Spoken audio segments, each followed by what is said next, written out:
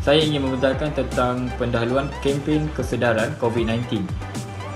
COVID-19 atau dikenali sebagai coronavirus semakin berleluasa di seluruh negara. Seperti yang kita tahu, COVID-19 ini adalah sejenis virus yang membawa penyakit berjangkit kepada orang ramai. Virus ini asal daripada Wuhan, China, dan juga COVID-19 ini mempunyai simptom-simptom tersendiri seperti demam, pening kepala, batuk dan kesesakan nafas.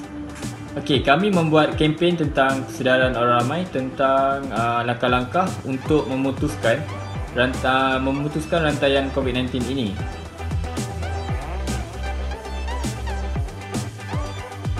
Saya akan membincangkan tentang PR tools yang digunakan di dalam projek kami. Seperti yang kita tahu, dunia digemparkan dengan wabak COVID-19 pada bulan Februari yang lalu. Oleh sebab itu, Perintah Kawalan Pergerakan di Malaysia menyebabkan rakyat perlu menjaga penjarakan sosial dan disyorkan untuk lebih banyak menggunakan aplikasi di atas talian. Kempen kebiasaannya dijalankan secara bersemuka dan publik. Kempen yang dijalankan secara atas talian iaitu melalui media sosial digunakan untuk terus memberi kesedaran masyarakat tentang maklumat COVID-19 ini. Kempen ini menggunakan website dan sosial media seperti Facebook, WhatsApp dan YouTube untuk menjalankan kempen tersebut.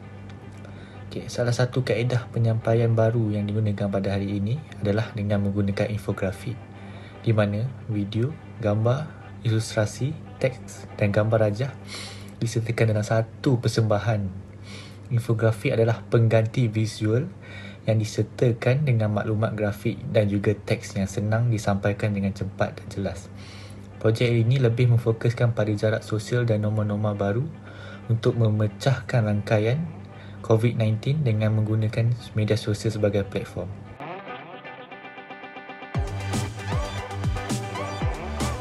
Seterusnya saya akan menerangkan pada bahagian justifikasi, iaitu yang akan menerangkan tentang cara-cara untuk mencegah COVID-19.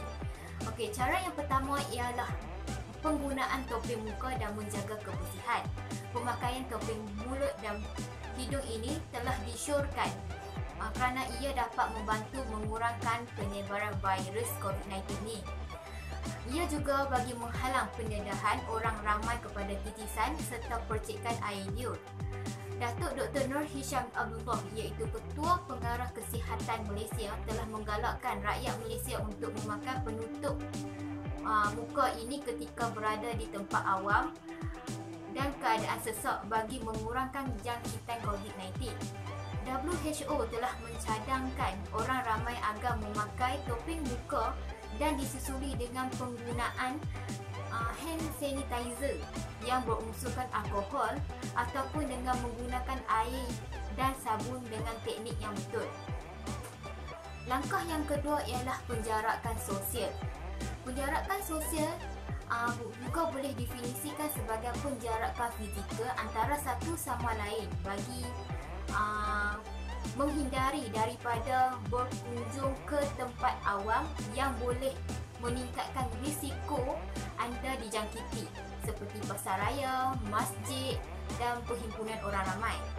Kita juga digalakkan menjaga penjarakan sosial ini kerana COVID-19 disebarkan melalui titisan di udara. Sekiranya orang ramai memerlukan untuk keluar seperti membeli barang atau ke tempat kerja atau urusan yang tidak dapat dielakkan, pastikan anda semua menjaga jarak 1 meter supaya tidak bersentuhan. Langkah ketiga untuk mencegah pandemik COVID-19 ialah cara bersalaman. KKM ada menasihatkan orang ramai untuk mengelakkan daripada mengunjungi tempat tumpuan orang ramai dan bergaul rapat dengan individu yang bergejala. Tambahan pula, pergaulan rapat itu termasuk bersentuhan seperti bersalaman tangan yang menjadi budaya masyarakat pelbagai kaum di negara ini. Susulan itu, Ketua Pengarah Kesihatan Datuk Dr. Nur Hisham Abdullah telah memperkenalkan amalan tanda hormat lain bagi mencegah jangkitan COVID-19, iaitu seperti meletakkan tangan kanan anda di dada kiri sebagai tanda hormat. Kita juga tidak perlu berjabat tangan maupun bersentuhan semasa bertemu dengan orang lain. Malah di luar negara, mereka menyarankan salam siku untuk menyapa antara satu sama lain. Bagi sesetengah pihak, mungkin ia kelihatan seperti satu tindakan biadab. Namun orang lain, mereka berpendapat ia adalah perkara yang betul yang perlu dibuat. Hal ini kerana ketika kita melakukan berjabat tangan, setiap individu itu akan memindahkan 2 kali ganda jumlah bakteria. Oleh itu, orang ramai tidak dibenarkan untuk bersalaman sekiranya bertemu dengan sanak saudara maupun sahabat handal bagi mengekang penularan wabak COVID-19 ini terus merebak. Langkah terakhir untuk memerangi COVID-19 ialah kita perlu kekal berada di rumah atau stay at home. Perjuangan Malaysia untuk memerangi COVID-19 memerlukan kerjasama daripada seluruh masyarakat di negara ini untuk membersihkan pandemik COVID-19.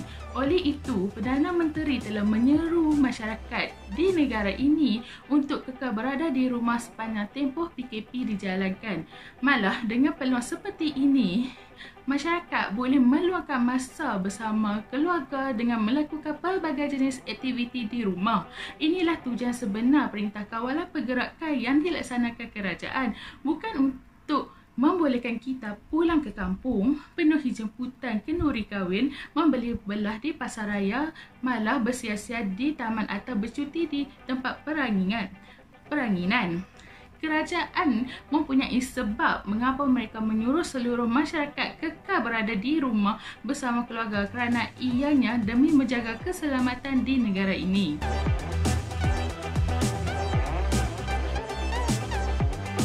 Kesan yang diharapkan daripada kempen yang kami jalankan, kami percaya bahawa setiap kempen yang dilakukan adalah untuk mencapai tujuan yang tertentu bagi sasaran audi mereka. Kami juga begitu. Kami berharap setiap kempen yang diambil dalam kempen yang kami jalankan ini dapat memberi kesan positif kepada masyarakat dan mengharapkan masyarakat untuk bekerjasama dengan segala perintah kerajaan ketika menghadapi krisis COVID-19.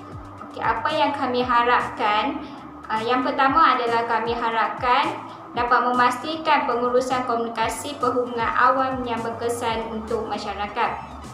Hal ini kerana komunikasi yang efektif adalah penting untuk memastikan komuniti dilengkapi dengan maklumat yang jelas dan tepat. Maklumat yang tepat membolehkan masyarakat memahami keadaan sebenar yang berlaku dan dapat membuat keputusan yang tepat untuk membendung krisis COVID-19. Yang kedua, kami berharap agar kempen yang dilakukan dapat memupuk kesedaran masyarakat mengenai pentingnya menjaga kebersihan dan penjagaan kesihatan. Kami berharap inisiatif yang kami ambil dan memberi pendedahan mengenai cara mencuci tangan dan memakai topi muka dengan baik, menjaga jarak sosial dan menggunakan pembersih tangan secara kerap. Masyarakat dapat meniru langkah-langkah ini yang kami sarankan dalam kempen yang dilaksanakan. Yang ketiga ialah kami menjangkakan dapat menghalang penularan penyakit berjangkit COVID-19. Kami berharap dengan melakukan kempen tentang langkah-langkah pencegahan dapat mengurangkan risiko peningkatan jumlah pesakit yang dijangkiti virus. Yang keempat ialah kami berharap kempen ini dapat membantu kerajaan dalam proses pemulihan COVID-19. Kerajaan telah memperkenalkan beberapa Standard Operation Procedure (SOP). Pematuhan SOP ini adalah kunci utama bagi memastikan kes COVID-19 terkawal. Oleh itu, kami berasa bertanggungjawab membantu kerajaan menyebarkan informasi mengenai SOP yang perlu dipatuhi. Akhir sekali, kami berharap kempen yang dilaksanakan berupaya memperoleh kepercayaan daripada masyarakat.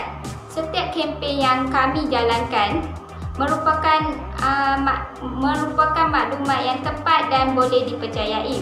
Kami akan peka terhadap segala maklumat dan terus bekerjasama dengan mereka yang bertanggungjawab. Itu saja pengharapan kami daripada kempen yang dijalankan